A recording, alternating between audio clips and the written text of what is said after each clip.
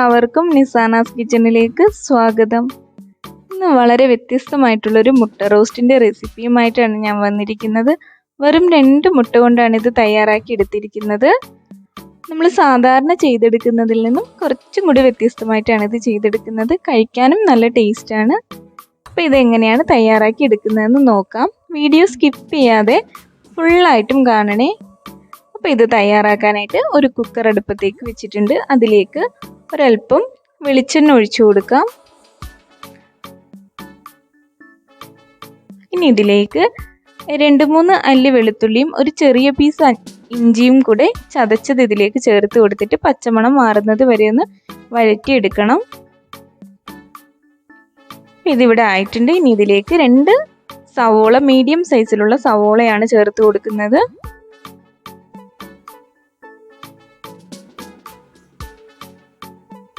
ഇനി ഇത് എണ്ണയിലേക്ക് ഇട്ട് നല്ലതുപോലെ ഒന്ന് യോജിപ്പിച്ചെടുത്തതിന് ശേഷം ഇതിലേക്ക് ആവശ്യമായിട്ടുള്ള ഉപ്പ് കൂടെ ചേർത്ത് കൊടുക്കാം. ഉപ്പ് ഞാനിപ്പോൾ ഇവിടെ കുറച്ച് ചേർക്കുന്നുള്ളൂ. പോരെങ്കിൽ പിന്നീട് നമുക്ക് ചേർത്ത് കൊടുക്കാം. ഇനി ഇതിലേക്ക് കുറച്ച് കറിവേപ്പിലയും ഒരു ചെറിയ തക്കാളി, തീരെ ചെറിയൊരു തക്കാളിയാണ് എടുത്തിരിക്കുന്നത്. തക്കാളിക്ക് നല്ല പുളിയും ഉണ്ട്. അതും കൂടെ ഇതിലേക്ക് ചേർത്ത് കൊടുക്കാം. പച്ചമുളക് ഞാനിതിൽ ചേർക്കുന്നില്ല ഇപ്പോൾ. ഇനി ഇത് നല്ലതുപോലെ ഒന്ന് മിക്സ് ചെയ്തെടുത്തതിന് ശേഷം നമുക്ക് കുക്കറിൻ്റെ മൂടി വെച്ച് അടച്ച് ഒരു ഫിസിൽ കേൾപ്പിക്കണം. വെള്ളം ഒഴിക്കരുതും.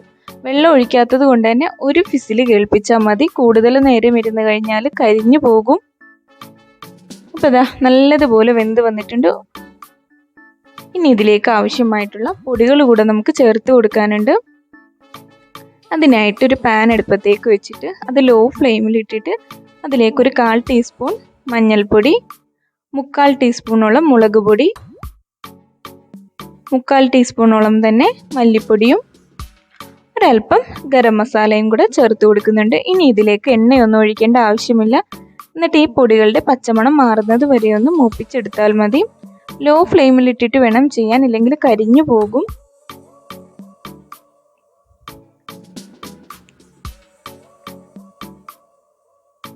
പൊടികളെല്ലാം നല്ലതുപോലെ മൂത്ത് വന്നിട്ടുണ്ട്. ഇനി ഇതിലേക്ക് നമ്മൾ വേവിച്ച് വെച്ചിരിക്കുന്ന സവോള ഇട്ട് കൊടുക്കാം. ഇനി ഇത് നല്ലതുപോലെ ഒന്ന് ഇളക്കി യോജിപ്പിച്ചെടുക്കണം. ആ പൊടികളെല്ലാം എല്ലാ ഭാഗത്തേക്കും എത്തുന്ന രീതിയിൽ ഇളക്കി യോജിപ്പിച്ചെടുത്തതിന് ശേഷം നമുക്കിതിലേക്ക് കുറച്ച് തേങ്ങാപ്പാൽ കൂടെ ചേർത്ത് കൊടുക്കുന്നുണ്ട്. ഒരുപാടൊന്നും ചേർക്കേണ്ട ആവശ്യമില്ല. ഒരു 3-4 ടേബിൾ സ്പൂൺ അത്രയും മതി. ഇതൊരുപാട് കട്ടിയുള്ള പാലുമല്ല, കുറച്ച് ലൂസായിട്ട് ചേർത്താൽ മതി. ഇനി ഇത് നല്ലതുപോലെ ഇളക്കി യോജിപ്പിച്ചെടുക്കണം. എന്നിട്ട് ഇതൊന്ന് മൂടി വെച്ച് 2 മിനിറ്റോളം നമുക്ക് വേവിച്ചെടുക്കണം.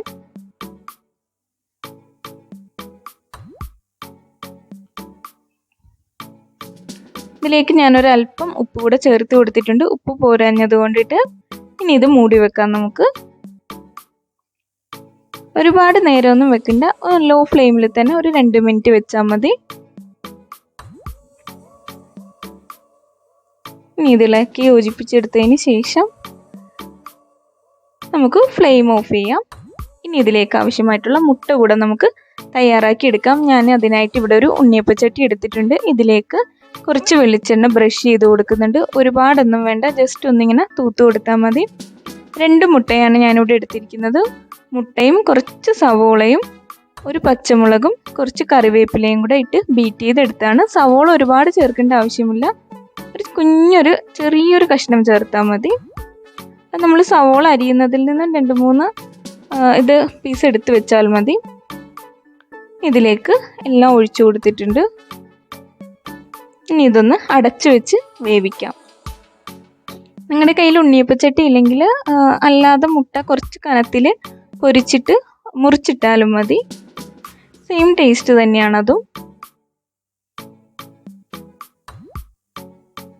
ഇതെല്ലാം ഒന്ന് തിരിച്ചിട്ട് കൊടുത്ത് മറു സൈഡും കൂടെ നമുക്കൊന്ന് വേവിച്ചെടുക്കാനുണ്ട്.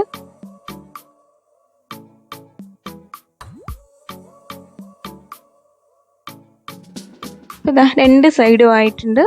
ഇത് നമുക്ക് ചട്ടിയിൽ നിന്നും കോരി മാറ്റാം. 2 മുട്ട കൊണ്ടിട്ട് 9 എണ്ണമാണ് എനിക്കിതുപോലെ തയ്യാറാക്കി എടുക്കാൻ പറ്റിയത്.